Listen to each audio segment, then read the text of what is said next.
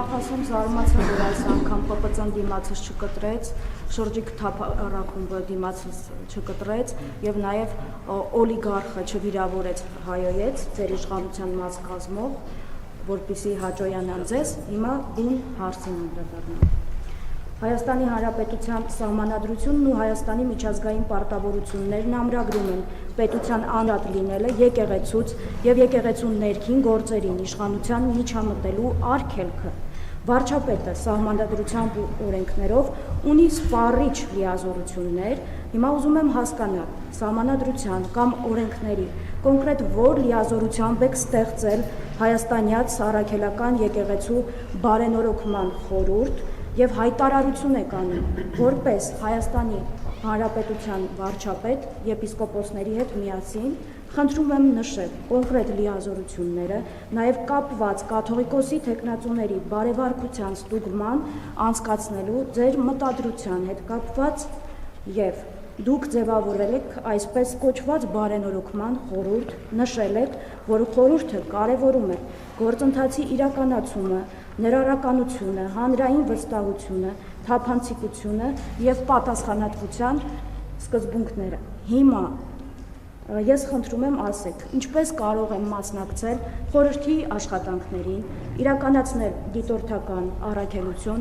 առհասարակ յուրաքանչյուրը կարող է միանալ եւ վերջում էլ ասեմ, որ մի դասընկերուհի ունեմ, մեր հարաբերությունները բավականին սրված են, բայց վերջերս ինձ գրել էր եւ բավականին ոգևորված էր ձեր գործունեությամբ, եկեղեցու դեմ, ձեր ասպատակությամբ եկեղեցու դեմ եւ նա նշեմ, որ այլ կրոնական կազմակերպության հետևորդ է եւ մի բան էլ ասաց, որ օրինակ նախանձով է վերաբերում, որ բարենորոգում եք։ Հիմա դուք այլ, ասում են մեր մոտ էլ թող բարենորոգեն, դուք այլ կրոնական կազմակերպություններում պատրաստվում եք որպես Հայաստանի Հանրապետության վարչապետ բարենորոգման աշխատանքներ կատարել եւ խնդրում եմ հստակ պատասխանել, որովհետեւ ես բերեմ հստակ մեջբերումներ ելնելով մեր սահմանադրությունից եւ նաեւ միջազգային պարտավորություններից։ Հայաստանի Հանրապետություն, նախ ես ձեր հարցին նախորդ բրիֆինգում պատասխանել եմ, դուք ներկա չեք եղել, բայց ձեր հարցը ներկա է եղել։ Հայաստանի Հանրապետության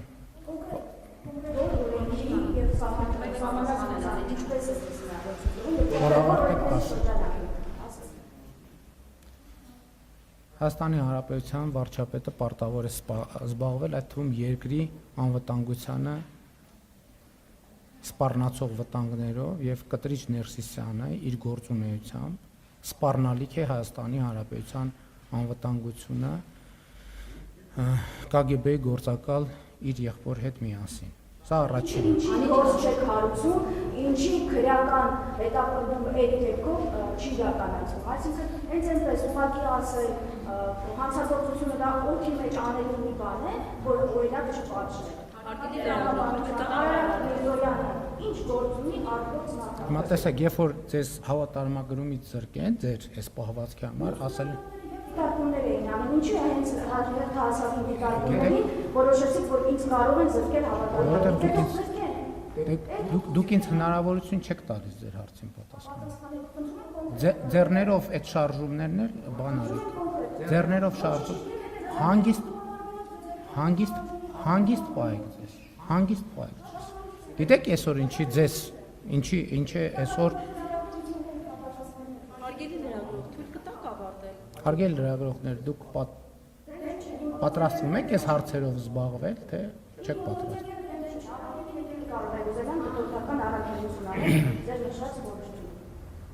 Ուրեմն ժամանակը գնում է, երբ որ կապահովեք ձեր գործընկերոջ լռությունը, բրիֆինգը կշարունակվի։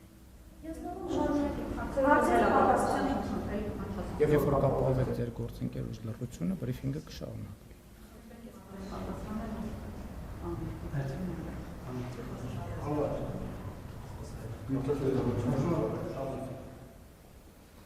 Ուրեմն եթե իմ պատասխանի ընթացքում ձայն հանեք, հաջորդ անգամ այս շենքում չեք հայտնվի, պարզա։ Այս ընթացքում նաև ձեզ ուզում եմ տեղեկացնել, որ հիմա ինչ եք դուք, ինչպես նշեցիք, առանց որևէ, չգիտեմ, ինչ հաստիկ ՊՊՑ-ն ինչ ա արել եւ այդպես շարունակ, որովհետեւ դուք սահմանված կարգով, որպես ենթադրում եմ հավատարմագրված լրագրող, մուտք եք գործել կառավարության տարածք ձեր գործունեությունը իրականացնելու համար։ Եվ հետեւաբար միշտ էլ մեր կոչը եւ մեր մոտեցումն այն է, որ ընդհանրապես հարաբերություններում պետք է լինի լեգիտիմություն եւ լեգիտիմ տրամաբանություն։ Եվ ես ձեզ հավաստիացնում եմ, որ բոլոր այն դեպքերում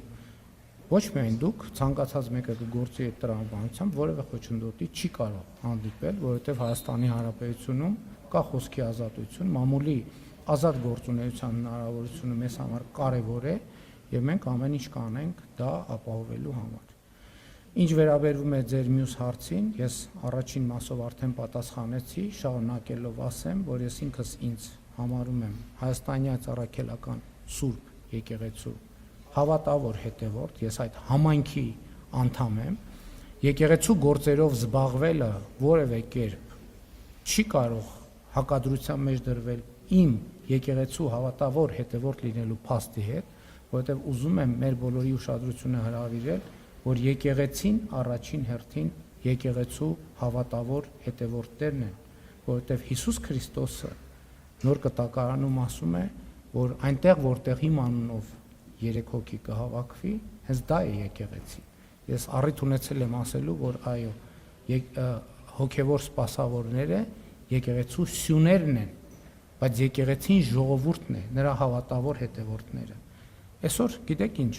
ես կառաջարկեմ, որ մոնիտորինգ անենք։ Հանրապետության տասնյակ, հարյուրավոր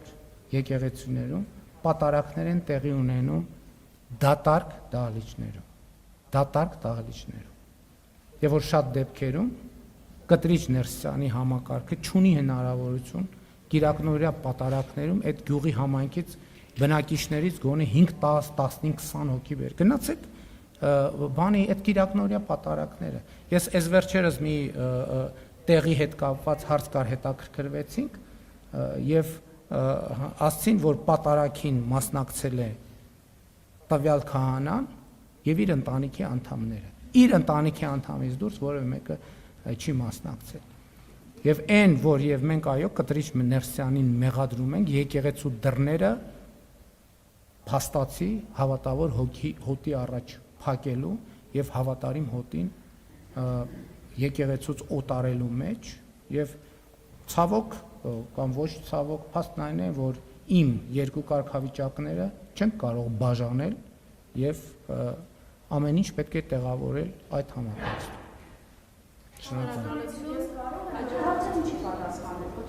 Ես կարող եմ միանալ եւ հասկանալ հետոքական առաքելությունը։ Ուրեմն ներողություն, ուրեմն տեքստում գրված է, որ խորհրդի անդամ կարող են դառնալ այն մարդիկ, ում վերաբերյալ կլինի միաձայնություն խորհրդում։ Սա առաջինը։ Երկրորդը, ինչպես բոլոր այլ կազմակերպություններում, եթե անհրաժեշտություն է լինում, կլինի հրավեր եւ եթե կլինեն դիմումներ, կլինի կամ մերժում կամ բավարար։